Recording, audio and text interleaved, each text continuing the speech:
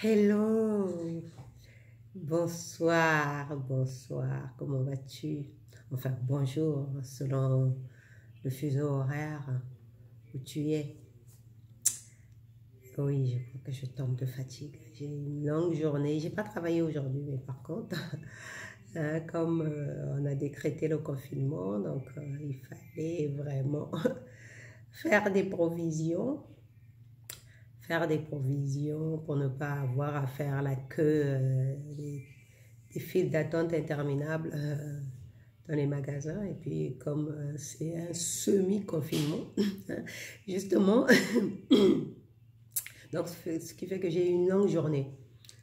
J'ai une longue journée domestique, on va dire, hein, avec mon fils, avec mon fils à courir les magasins, à faire les courses. De toute façon, c'est les courses du mois, mais bon, on a rajouté un peu plus en matière de réserve, on ne sait jamais, hein? Comme on dit, hein? L'homme prudent voit le mal de loin. Bon, c'est pas ravitaillé en PQ, hein? C'était pas le but, mais au moins en provision alimentaire, ça c'était quand même important parce qu'on ne sait jamais.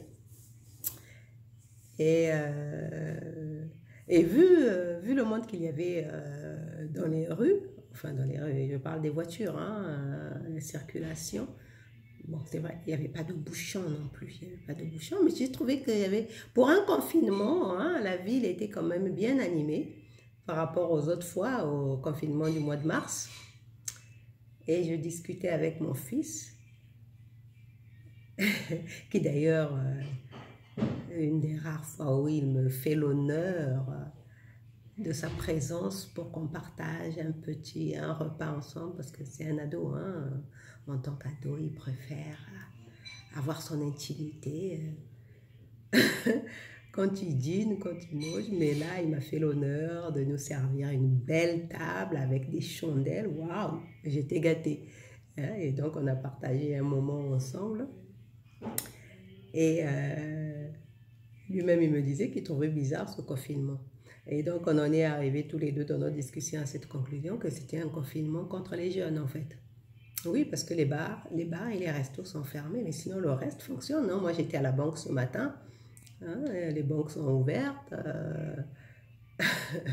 les services administratifs sont ouverts. Bah, c'est ça qui fait la vie au quotidien, hein. Je ne vois pas où est le confinement. Nous, on va aller travailler, nous, on va continuer de travailler. Je ne vois pas où est le confinement, hein. Ce sont les activités quotidiennes qui font la vie, hein. Sauf que, bon, je crois qu'il en avait après les restaurants.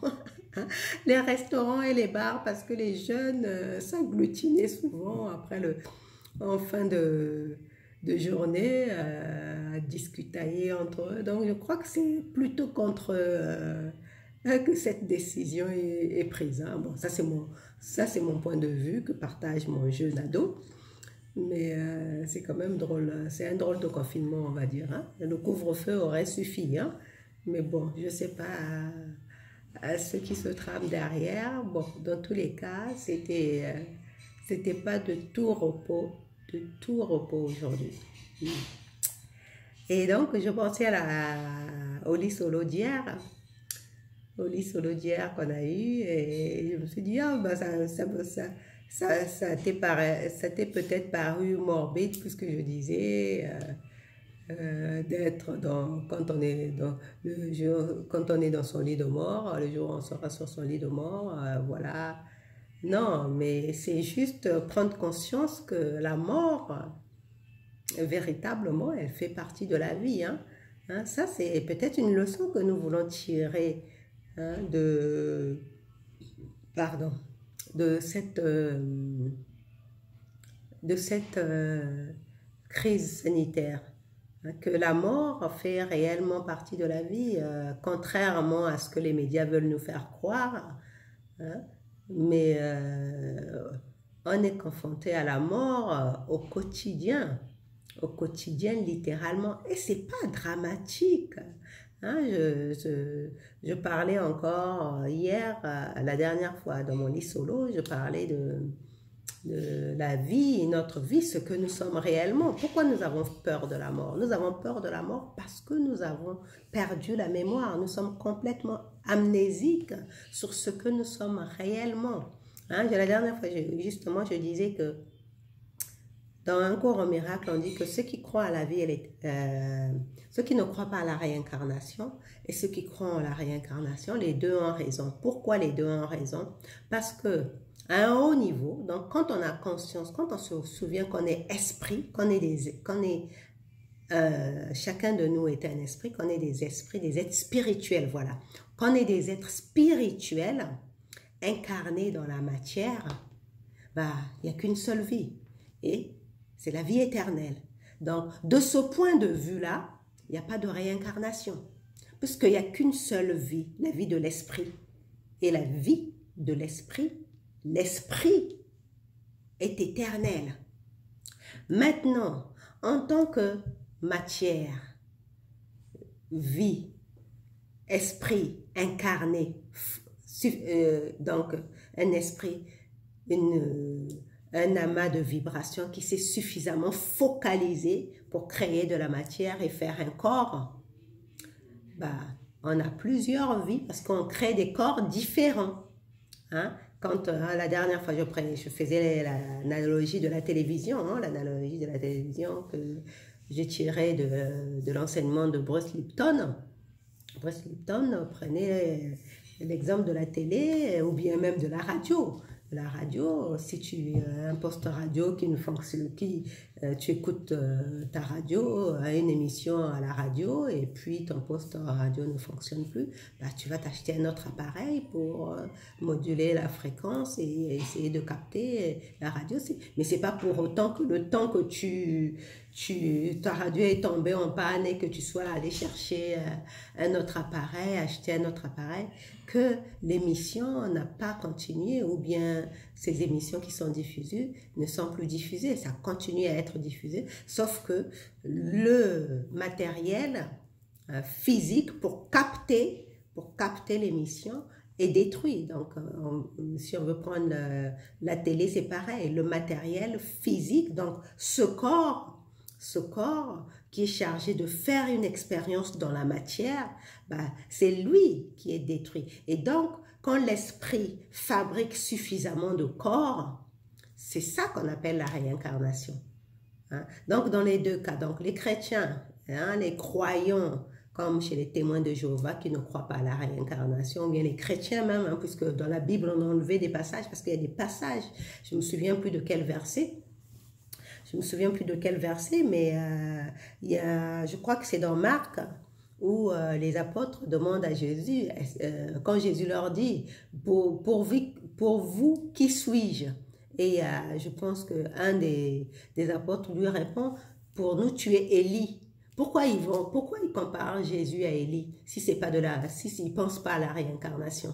Parce que Jésus, c'est Jésus. Pourquoi ils vont dire pour nous, tu es Élie? Parce qu'à l'époque, ils croyaient à la réincarnation. Donc, ils ont considéré que Élie s'était réincarné en Jésus. Donc, tu vois mais on nous a mis un flou là-dessus pour qu'on ne puisse pas ajouter foi à ces croyances parce que ça nous a apporté de l'enseignement. Ça nous donne une dimension de ce que nous sommes réellement. Et surtout, la croyance à la réincarnation enlève la peur de la mort. Dans certains pays orientaux, ils ont moins peur de la mort. Ils ont moins peur de la mort qu'en Occident. Et nous aussi, dans notre culture africaine, ancestrale, nous avons moins peur de la mort qu'en Occident. Hein. Moi, je sais que souvent chez nous, quand un enfant naît, un bébé naît, on lui souhaite non seulement la bienvenue parce que c'est un nouveau-né, mais surtout on lui pose souvent les questions. Mais d'où viens-tu? Hein, tu as fait un long voyage. Tu étais qui avant?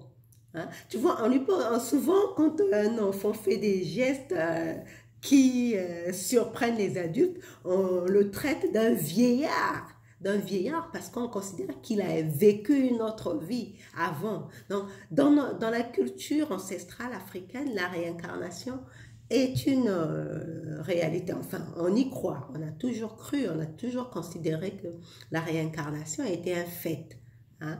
Dans ma famille, mes tantes, mes grands-mères, on a toujours parlé, et on a toujours cru à la réincarnation, même si à côté on pratiquait un culte religieux chrétien qui nous faisait croire que c'est ça un peu, c'est pour ça que je parlais un peu dans un autre lit solo, je parlais un peu de la schizophrénie des Africains face à leur culte, hein. D'un côté, ils ont une croyance avec la religion chrétienne, mais à côté, ils pratiquent leurs cultes ancestraux et qui leur fait croire quelque chose qui est en opposition avec la religion chrétienne. Donc, il y a une forme de schizophrénie. Bref, c'est pour dire que la mort, pour nous, hein, dans certaines cultures, la mort fait partie intégrante de la vie. Et même, j'en viens encore à ma culture, je pense que c'est toujours d'actualité aujourd'hui.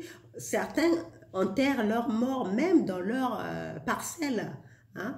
Le cimetière du mort est derrière la maison, tu vois. Donc, ils vivent avec ils ont conscience ils sont en contact avec la mort. Donc, ça a toujours été une réalité que la mort fait partie de la vie. On n'a pas à avoir peur de la mort. C'est pour cela que on choisit de jouir, hein. Quand je vois souvent, quand je vais au Congo, je vois cette joie de vivre comme mes compatriotes malgré la misère ambiante. Je me dis, ils ont tout compris, hein. Parce que même si on doit mourir, mais la vie, cette expérience de la matière, elle vaut la peine d'être vécue, et surtout dans la joie et la bonne humeur, bien sûr, en ne nuisant pas. En ne nuisant pas à son semblable, hein. On veut toujours faire attention à respecter, hein. Comme on dit l'adage, la liberté, ma liberté se termine là où commence ta liberté. Donc on doit on doit se respecter les uns et les autres et ne pas leur nuire. Mais cette peur de la mort chacun croit ce qu'il veut, hein. Mais pour ma part, c'est une peur qui ne m'habite plus, hein, parce que pour moi, j'ai compris ma dimension spirituelle. J'ai intégré le fait que j'étais un être spirituel incarné de la matière. Bien sûr que ce corps, je dois le préserver, mais comme quelqu'un qui a une voiture, hein. Une voiture, ce n'est que du matériel, hein. Il y en a qui bichonnent leur voiture littéralement parce qu'ils ils tiennent à cette voiture. Mais ceci dit, si on leur enlève cette voiture pour une raison X ou Y, ou bien qu'ils n'ont pas payé les traites de la voiture, ou bien que c'est allé à la fourrière, ça ne va pas les tuer pour autant, ils ne vont pas en mourir. Mais pourtant, ils tiennent à leur voiture, ils en prennent soin. Et c'est pareil pour le corps, hein, c'est pareil pour notre corps, on en prend soin.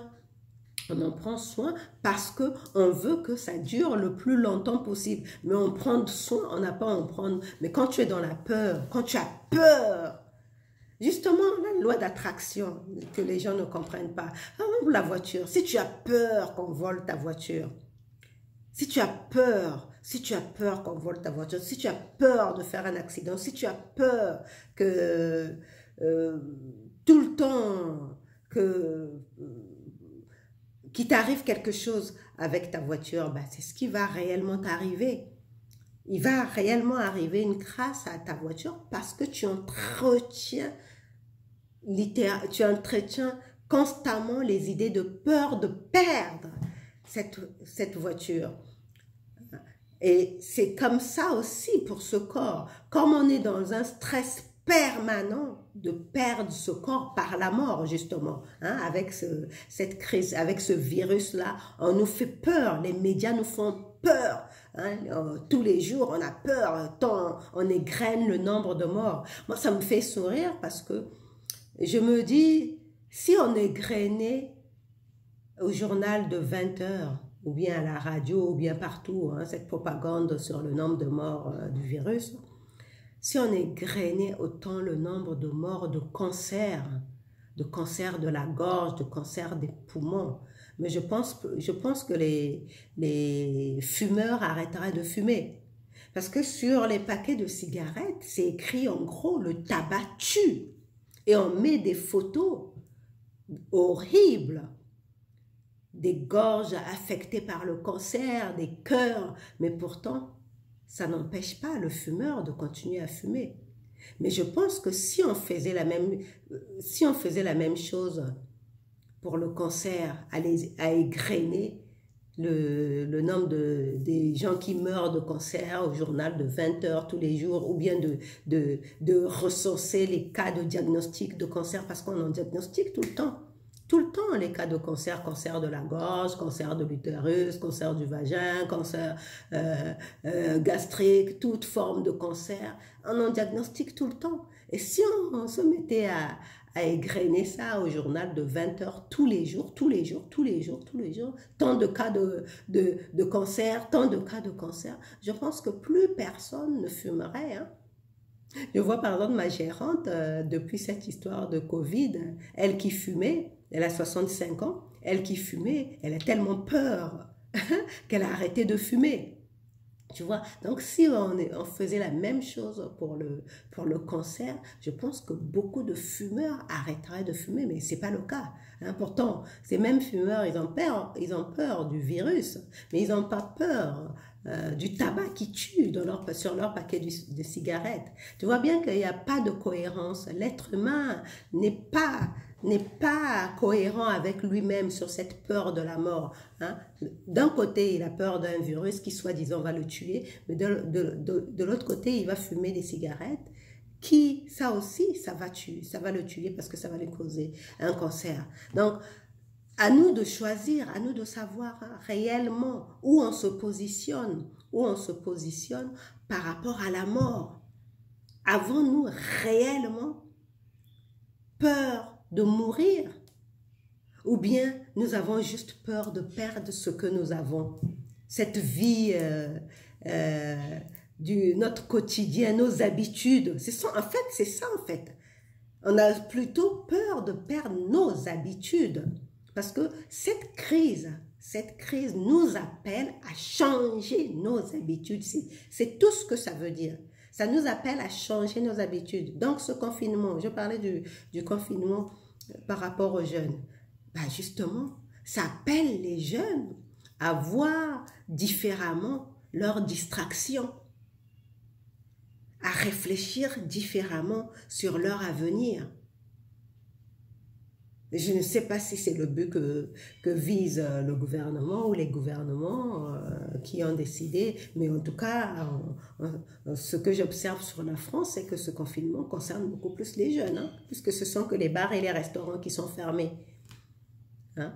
Pour le reste, tout continue à fonctionner normalement. Bien sûr, les magasins aussi, bah, ce sont les jeunes aussi qui se ruent, hein, qui sont dans l'ultra-consommation, hein. Donc, quelque part, ça interpelle.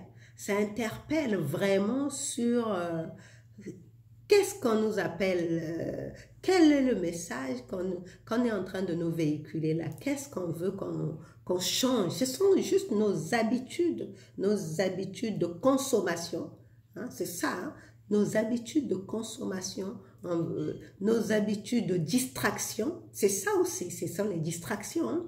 Hein, aller dans les bars, en boîte de nuit, manger dans les restaurants, tout ça, ce sont nos habitudes qu'on nous appelle à changer littéralement, hein, plutôt que d'aller au restaurant alors que tu n'as pas de sous, hein, tu vas au KFC, tu pourrais te faire un bon plat en famille, c'est ce que j'ai fait avec mon fils tout à l'heure, hein, tu économises des sous, hein, plutôt que... Enfin, bref, dans tous les cas,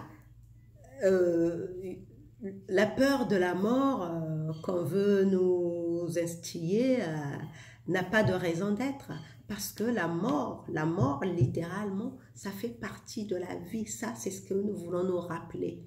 La mort fait partie de la vie parce que il n'y a pas de mort. En plus, la mort ne concerne que cette expérience matérielle, hein? Ça ne concerne que cette expérience matérielle, physique. Mais sinon, il n'y a qu'une seule vie, c'est la vie éternelle, c'est la vie de l'esprit. L'esprit est éternel, l'âme est éternelle, l'âme emprunte. Mais dans notre ego, parce que c'est l'ego, hein?